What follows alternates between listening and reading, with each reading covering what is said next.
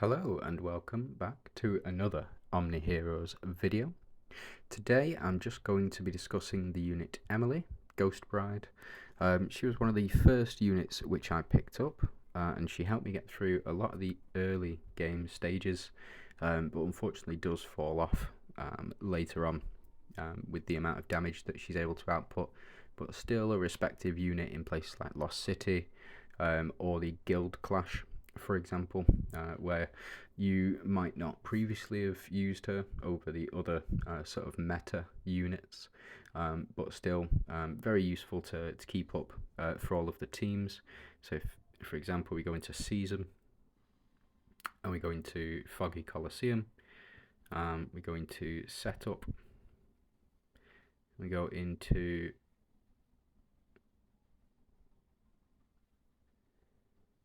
Mystifier's team, for example, down here. See, I don't particularly use her because I replaced that slot with Astrid. Previously I was where the Astrid slot, so this one here, previously where that slot was, I did have Emily, but unfortunately she's just sort of been outdated in those types of in the Mystifier's team, but still a solid unit for early gameplay and mid gameplay as well. So let's go through a couple of things about Emily. So the first is her ultimate skill. Emily summons a gravestone to attack all enemies, dealing up to 375 magic damage, and has a 100% base chance to apply 2 stacks of corrode to them. If the target has 5 stacks of corrode, heals all allies for 5% of their HP. Now, a useful skill because it does heal allies for 5% of their HP if the target has 5 stacks of corrode when she casts her ultimate. And typically with Emily, you will find that they will always have that 5 stacks of corrode. The second ability, Silent Lament. Emily summons Rose Vines to attack 4 random units, dealing 140% magic damage, and has a 100% base chance to apply 1 stack of corrode to them. So in total, she'll be applying 3 stacks of corrode in total with her attacks. Now, her first passive, Vendetta. When Emily is deployed, the limit of corrode stacks increases by 5. Now, this is massive because the more corrode stacks you have, the more damage that you will do effectively. And paired with, say, Franz or Talos, to increase the amount of damage done by corrode stacks. The increase in corrode stacks, or the corrode limit stacks, is quite important, especially early game when you're relying on that sort of corrode damage to get through certain missions, like in Lost City, for example. Second part, every 1% increase in Emily's cure rate additionally increases her attack by 1%. And finally, which is the next level up for me, so every 1% in cure rate additionally increases attack percentage by 1% as well. So not too high of a buff compared to other units. You know, some go from 1% to 2%. In this case, Emily goes from 0.5% to 1%, which is not too bad. So potentially not worth investing all the way up to 12 stars unless you pull her randomly from the summons that you would, or the normal summons that you would do. I wouldn't go after Emily in any way, shape or form. And in fact, to prove this, within her runes, I do have all exclusive runes for Emily, but I have not bought a single exclusive rune for her. It would be a waste of your coins. There are far better units to invest those coins in. But Emily, with her exclusive, increases corrode effect damage by 50%, so effectively the same as Talos and his base, and sort of half of what Franz does. And at the start of battle, Emily applies 5 stacks of corrode on all enemies, which does play into the heals all allies for 5% of their HP if the target has 5 stacks of corrode, which they should do if you do have the exclusive runes. The legendary runes increases the corrode effect damage once again by 50%, so it's a 50% on top of a 50% stack, and each time before Emily attacks, if there is an enemy with Fortitude effect, all allies restore their HP, 10% of their max HP. So she is effectively a small-time healer, applying debuffs to the enemy rather than supporting the units around her, which to me is a little bit backwards. Really, Mystifiers, what they do need is a support unit, a dedicated support unit, but they just don't have one. So Emily's synergies are Mystifiers. So if you do have 5 Mystifiers, and I would typically suggest, if you want to run a full Mystifiers team, or you do want an effective Mystifiers synergy, then you will need 5 Mystifiers. So at the start of the battle, applies 5 stacks of corrode on all enemies, triggering Emily's passive, or Emily's ultimate passive. Each 1 stack deals damage equal to 12% of the allies' team's average attack every round. All allies restore 25% of their own max HP every round. And sometimes you'll have 4 because you might have Atrops in there because you want a bit more attack damage. So this one is similar. It's just you don't get the full 25%. You get the 15% instead. So it's okay, but corrode just doesn't do anywhere near as much damage as you need it to, in order to go into sort of this late game content. Next synergy that she has is Shadow Arcs, which is just increase the dodge rate of all allies. If you do have 4 or 5 Shadow Arcs, increases dodge rate of all allies by 15%. When an ally dies, there is a 50% chance to increase attack of other allies by 20% for 3 rounds, and 10% for 3 rounds, respectively, between the 4 and the 5. Again, the fact that there's a chance to increase attack, it just pales in comparison to other synergies of this nature.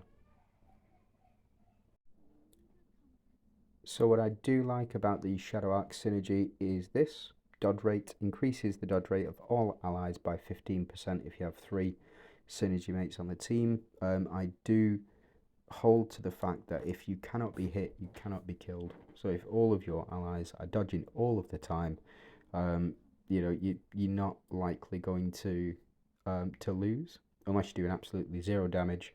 But again, the fact that you get the 15% additional dodge rate does really help with this Shadow Arc team. As you can see, there's not really many heavy hitters in here.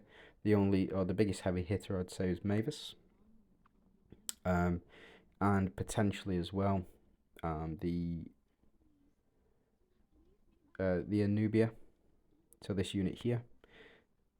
Those 2 really are the biggest heavy hitters. You've got Persephone, who's a staple in the Avengers team, sort of early to mid game, but does later get phased out by other stronger D&D units. And the final one, the Enchanters synergy. You can have a lot of fun with Enchanters, especially if you've got 5 of them. So when an ally unit deals damage, there's a 40% chance to confuse the target. Now, we know how effective the confuse status can be with Azusa, the Doomsdayer synergy. Funny enough, she is not an enchanter. She's a phantom, but when dealing damage to confused targets, temporarily increased damage boost by 100%. Now that is really, really powerful. The increase in damage is completely different to increase in base attack. And there are videos out there explaining the difference between attack and damage in this game, but unfortunately I don't have time to go into it right now. But it is a relatively effective synergy. So if you've got 3, sort of the bare minimum, when ally units deal damage, there's a 10% chance to confuse the target. So that 10% chance can pay off sometimes, but it's not reliable enough. I would say even the 40% chance to confuse a target, it's not super reliable, and especially in late game content where bosses are immune to control effects, it just doesn't stack up against other synergies. But there are very powerful units in here, namely Eudora. So Eudora is an enchanter and does pair well together with Masterma, who is also an enchanter. So you get the royal, the ethereal, and the enchanter buff from pairing those two together.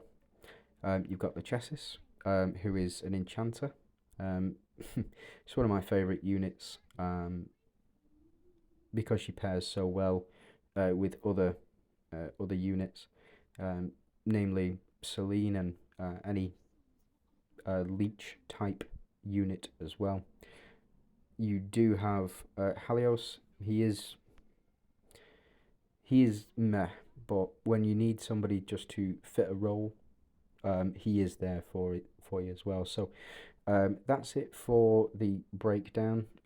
There's only one more thing that I might need to go through, which is the talents.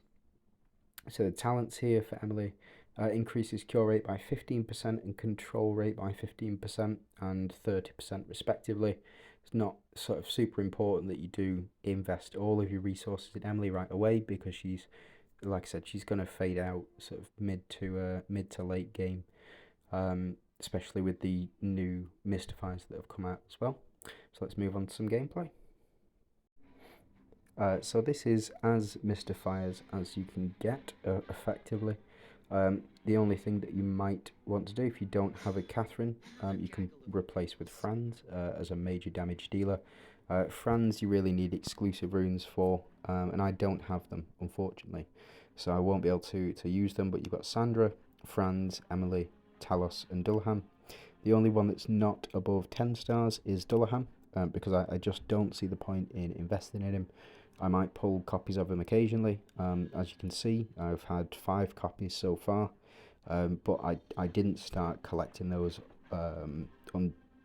since before the Halloween event of last year, so I've not prioritised him whatsoever.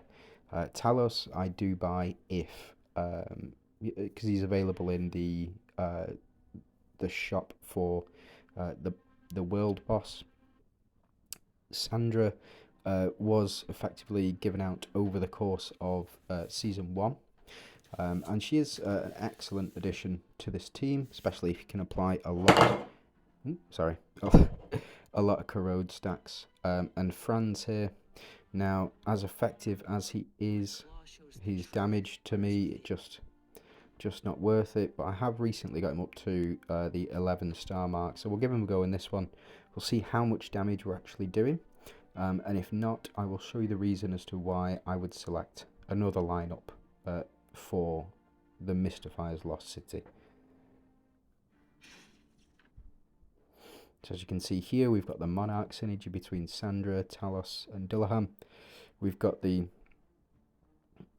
so the reason that they've all lost half of their health is because they've had 10 stacks of corrode applied. That is from the Mystifier's synergy as well as Emily's exclusive runes. The reason that they've lost half their health is because of Sandra. Up here, her passive, whenever a corrode stack is applied, enemies will lose half their health, or health based on the percentage of corrode stacks that they've got. So we are doing a fair amount of damage with this team, and I believe that is because of Franz, it's because of Dullahan as well, and Talos.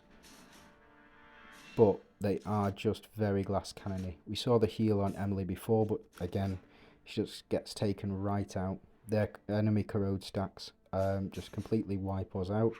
You can see all of their HP going back up, so Atrops went straight back up there because the corrode stacks did fall off. Now Fran's still putting in a little bit of work, but just not good enough. And I'll show you the other setup that I would use to get through Mystifiers in just a moment. I think we can call that a day, unfortunately. Like I said, you can have a powerful looking Mystifier setup, but sometimes it's just not good enough. So I would take out these back 3, add in Atrops, I would add in Catherine, and I would add in Seraphina. These two, Catherine and Seraphina, they are an excellent combo and do pair very well with Atrops with the Striker synergy. So we'll just see if we do any better with this setup as well. You've got the 4 royal units. You have the 3 celestials, 1 deviant synergy, and Atrox is boosting the team up as well as with the striker synergy as well. The reason that I don't include Astrid on here is because Talos will always seem to go before Atrox, so he will get the double attack or double ultimate trigger effectively before Catherine. And I know this is an Emily showcase, but you will just see the difference between the 2 units. Look, we've got them down to half health here, so they remove all the buffs. And still, maybe it's not good enough. Maybe my Mystifier's team just isn't working as it should. So we'll pop Emily back in, and we'll see if this does any better. But again, they just are so weak, even with the Monarch synergy, even with everything that's been given to them recently. They are still so weak compared to the Glorians, compared to Ethereals. It really is. It's a testament to how unbalanced this game is, and it really does need to be sort of turned around. Doomsdayers, they are really strong. They are a really strong faction if you are willing to pay through the nose for them, and I'm just not willing to pay through the nose. Mystifiers, no matter how much you pay through the nose, it doesn't matter. You will not get them to be a viable team strategy.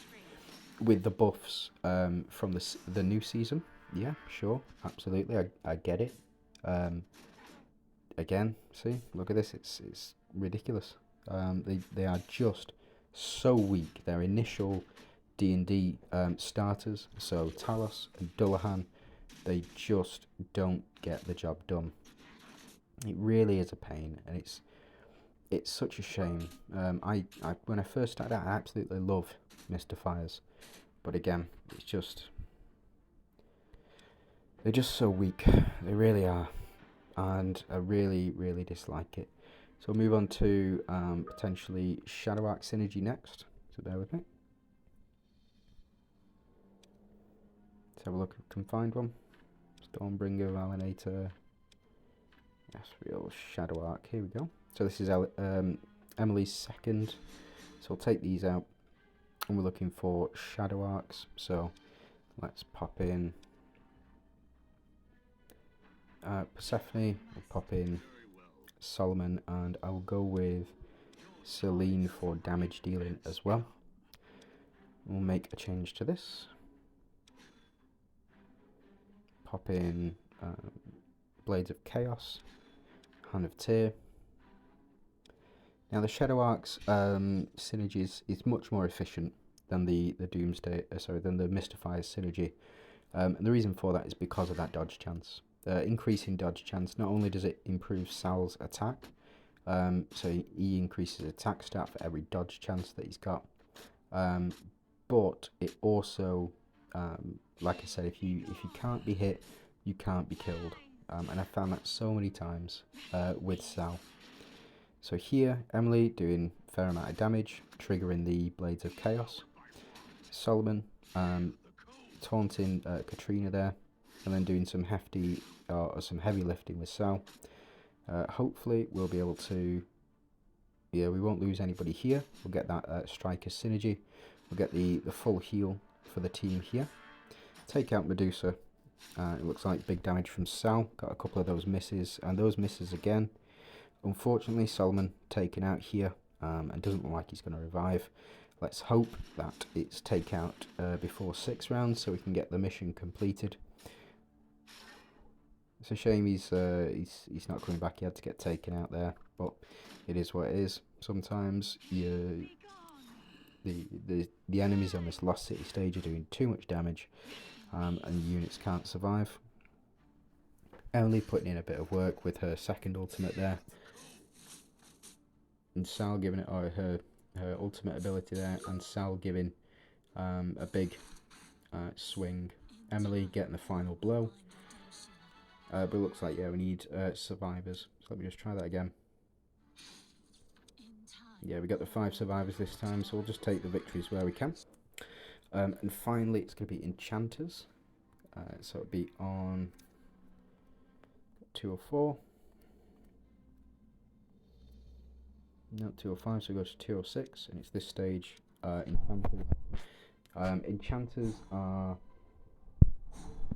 much better than they have been, with a couple of good additions.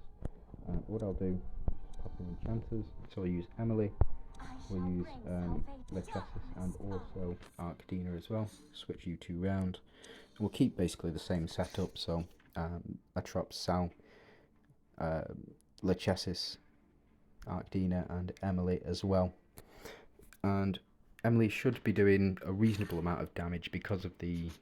In fact, no, there's no striker synergy here, so I don't foresee that we'll have a lot of interaction from Emily. I think Sal will do most of the heavy lifting in this.